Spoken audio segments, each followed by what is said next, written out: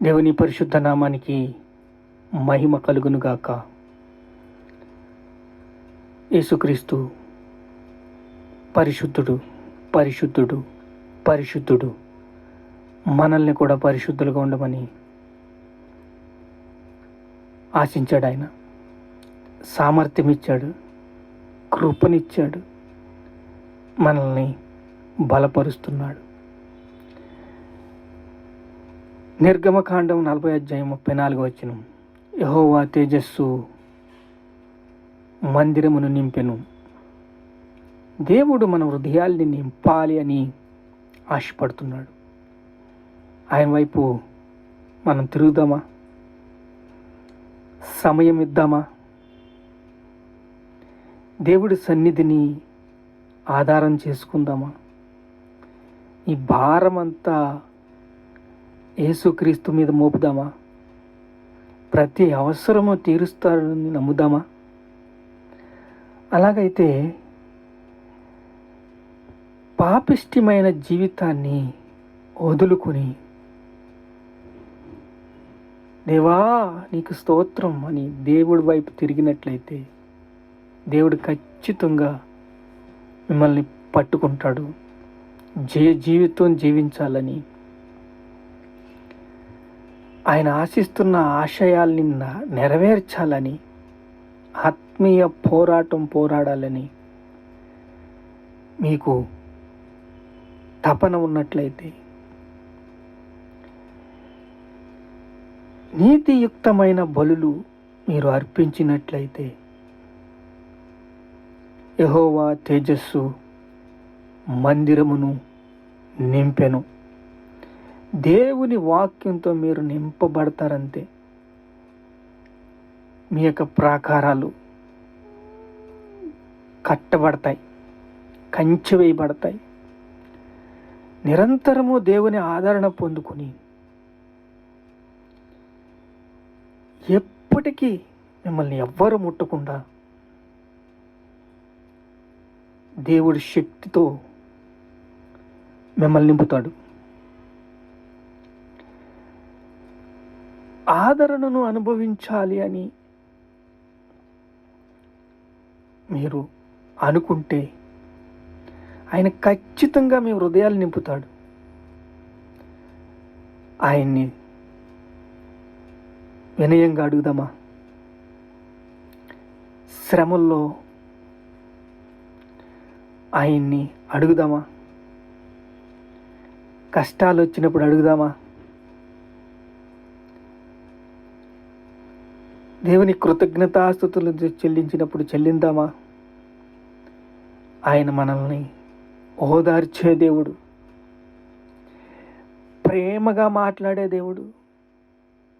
దేవుని ప్రేమపూర్వకమైన ఆయన సన్నిధిలో అనేక ద్వారాలు తెరవబడతాయి మనకి.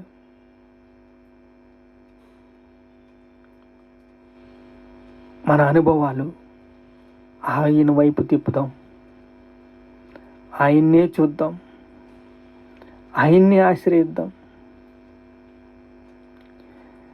యుద్ధము యెహోవాదే అని మనం గట్టిగా నమ్మినట్లయితే మనల్ని ఆయన ఎప్పటికీ విడిచిపెట్టడు. చూడండి, కీర్తనల గ్రంథం 6:6 ప్రతి రాత్రి కన్నీరు విడిచిచ్చు నా పరుపులు తేలు చేయుచున్నా, నా కన్నీళ్లు చేత నా పడక కొట్టుకొని పోవచ్చున్నది. విచారము చేత నా కన్నులు గుంటలు పడుచున్నవి. నాకు బాధ కలిగించు వారి చేత అవి చెవికి ఉన్నవి. యెహోవా నా రోదన ధ్వని విని ఉన్నాడు. నా పాపములు చేయు వారులారా మీరందరూ నా యుద్ధ నుంచి తొలగిపోవుడి. దావీదు జవాబు రావట్లేదు, కన్నీళ్లు కారుస్తున్నాడు. పడక కొట్టుకుపోయేలాగా ప్రతి రాత్రి కన్నీరు విడుస్తున్నాడు. పరుపులు తేలిపోయేలాగా ప్రార్థన చేస్తున్నాడు. అలా ప్రార్థన చేస్తున్నప్పుడు ఇసుకు వస్తుంది కదండి.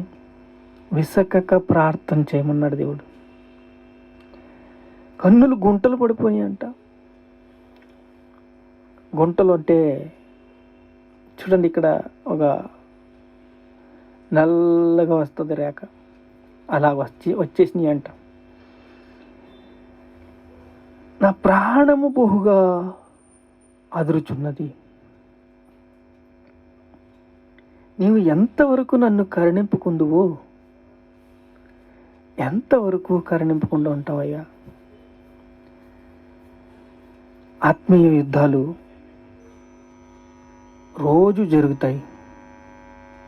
ఆత్మీయ పోరాటం రోజు జరుగుతుంది. మేము పోరాడుచున్నది ఆకాశ దురాత్మ సమూహములతోనూ, లోకనాథులతోనూ, ప్రధానులతోనూ, అధికారులతోనూ ఆత్మీయ పోరాటం. అలా యుద్ధం చేస్తున్న కొలిది దేవుని ఓదార్పు దొరుకుతుంది. మన చుట్టూ కంచె వేసుకున్నట్లు ఆయన ద్వారాలు తెరవబడేదాకా, ఆయన దగ్గర నుంచి జవాబు వచ్చేదాకా, జవాబుని ఎదురు చూసి నీతి అనే మైమరుపు మనకు వచ్చేలాగా విశ్వాసం అనే డాల్ను పట్టుకుని యుద్ధం చేస్తున్నప్పుడు మనకి రక్షణ అనే శిరస్త్రాణము, దేవుడి కిరీటం ఇస్తానన్నాడు కదండి.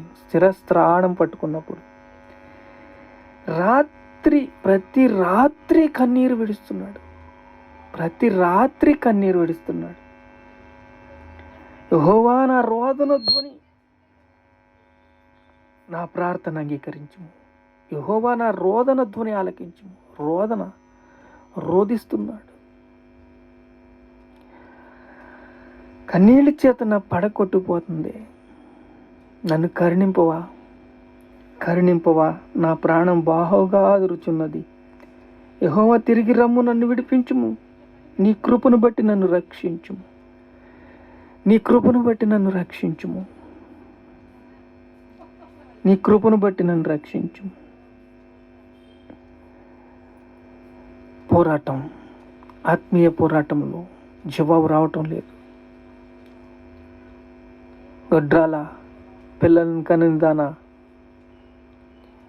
దేవుని ఆదరణ పొందుకోలేందానా, ఎప్పుడు నీకు ఆదరణ దొరుకుతుంది అని చూచిన వాళ్ళందరూ ఎగతాళి చేస్తున్నారు. దావీదు ప్రార్థనలో మొరపెడుతున్నాడు, కానీ జవాబు రావటం లేదు. ఆదరణ పొందుకోవాలని ఒకటే ఓదార్పు దొరుకుతుందే. దేవుని ప్రేమపూర్వకమైన ద్వారాలు తెరవబడతాయేమో అని కళ్ళు గుంటలైపోయేలాగా ఎదురు చూస్తున్నాడు. అలా ఎదురు చూస్తున్న కొలది దూరం అయిపోతుంది. నిరంతరము దేవుని ఆదరణ పొందుకోవాలనేటప్పటికీ దూరం అయిపోతుంది. యోబుకి శ్రమ వచ్చింది. తన కొడుకుల దగ్గర నుంచి చెడు వార్త, ఒంటెల దగ్గర నుంచి చెడు వార్త, గొర్రెల గురించి చెడు వార్త, తనకున్న ఆస్తి గుడారాల గురించి చెడు వార్త. నేను ఒక్కడే మిగిలిన్నా. ఇక్కడ దావీదు నా కన్నీళ్ళ చేత నా పడక కొట్టుకుని పోవచ్చున్నది. ప్రార్థన చేస్తున్నాడు, జవాబు రావట్లేదు. ఎప్పుడు వస్తుంది జవాబు అని ఎదురు చూస్తున్నాడు. ఆ జవాబు కోసం నీ కృపను బట్టి నన్ను రక్షించు. నా ప్రాణం బహుగా అదురుచున్నది. అభిషేకము ఎప్పుడు కూడా అన్నిటినీ ఓర్చుకుంటుంది. ఆత్మీయ పోరాటంలో యుద్ధం నేర్పిస్తుంది, చేతులకి కాళ్ళకి పోరాటాలు నేర్పిస్తుంది. కానీ ధైర్యంగా ఉంటావు. యెహోవా నా కాపరి, నాకు లేమి కలగదు.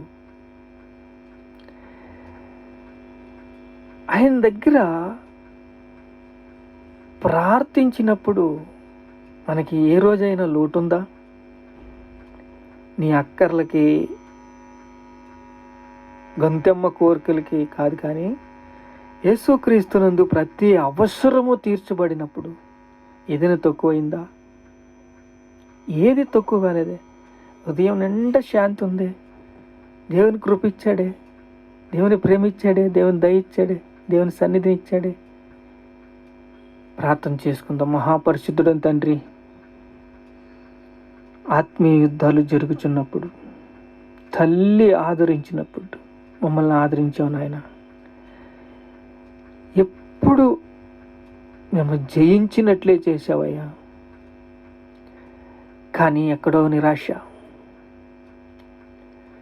గొడ్రాల పిల్లల్ని కనిందానని ఒక వేదన, మనోదుఖము. అయ్యా, మాకేం కావాలో నీకు తెలుసయ్యా. తండ్రి, నీకు అన్నీ తెలిసినప్పుడు గుర్రానికి కళ్ళు కట్టేసినట్టు మేము మౌనంగా ఉండటం ఎంతో మేలయ్యా. భారం నీ మీద వేసినప్పుడు మేము మౌనంగా ఉండటం ఎంతో మేలయ్యా. దావీదు కళ్ళు గుంటలు పడిపోయి ప్రార్థించినప్పుడు జవాబు రాలేనప్పుడు తన ఓపిక, యోబు ఓపిక, నష్టం వస్తుంది, నేను ఒక్కడే మిగిలి ఉన్నా, నష్టం వచ్చినప్పటికీ